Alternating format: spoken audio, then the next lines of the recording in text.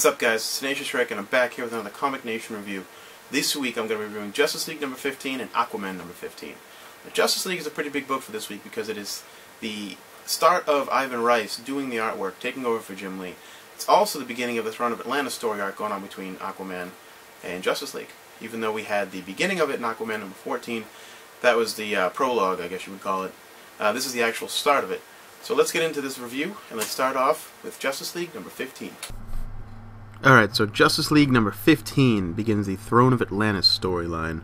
This book starts off with a malfunction on an aircraft carrier, which leads to missiles being launched in or around the Atlantis area, which provokes the Atlanteans, and obviously they want to start a war against the surface dwellers. This book was a great read. It really was, and I'm really enjoying the artwork by Ivan Rice. Aquaman comes to Gotham City to Batman for some help because he knows something's going on underwater because all the fish are swimming in different directions and not hearing his telepathic calls to them. But he finds out that it's actually his brother, the King of Atlantis, trying to wage war, and he needs help from the Justice League to stop them. Now, I'm not going to spoil anything in either of these books. I'm just going to tell you that they are good. Justice League is a really, really good book, and Geoff Johns is continuously writing great material, and now with Ivan Rice's artwork, it's just fantastic.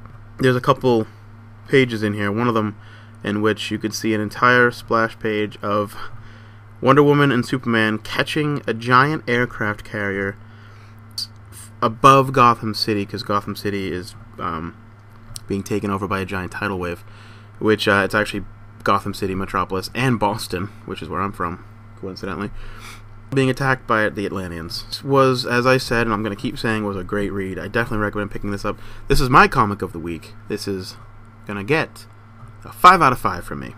Moving on to Aquaman number 15. This just continues on to the story. It's the same story, just keeps going. Just different artist, Paul Pelletier. Don't really know how to pronounce it. Correct me if I'm wrong. The work is actually still good in this, and obviously the writing is the same because it's Geoff Johns. But you find it a little bit more into the backstory of what's going on. Atlanteans obviously think that the surface dwellers, as they call them, started a war because the missiles that launched, but that was an accident. Aquaman's brother is attacking the surface, and they decided to go after Boston because that was the one that was worst hit. The previous attack on the three cities of Metropolis, Gotham, and Boston. Cool scene that happens in here, which I'll tell you about. It's actually the first page, and you see Jim Gordon, and Harvey Bullock rescued by Aquaman. They're underwater, and you see the bat signal lit up, and he's like, "Oh, it's a good thing I saw that light because I wouldn't have saved them." It's actually kind of, this book is kind of sad. You see like a lot of Batman tells Jim that they saved as many as they could, and the water is right above, it's right up to the rooftops of the buildings, and you can kind of see all the people still stuck on the water in their cars. And there's a surprise ending in this, and you're gonna be like, holy crap, what's going on right now? I mean, I thought it was fantastic. This book was also a great read.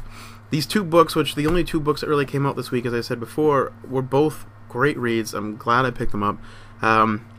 Aquaman number 15 gets a 4.5 out of 5 from me. Alright, guys, so that was another episode of Tenacious Comics. I hope you enjoyed it. Definitely hope you pick up these two books. They're well worth it.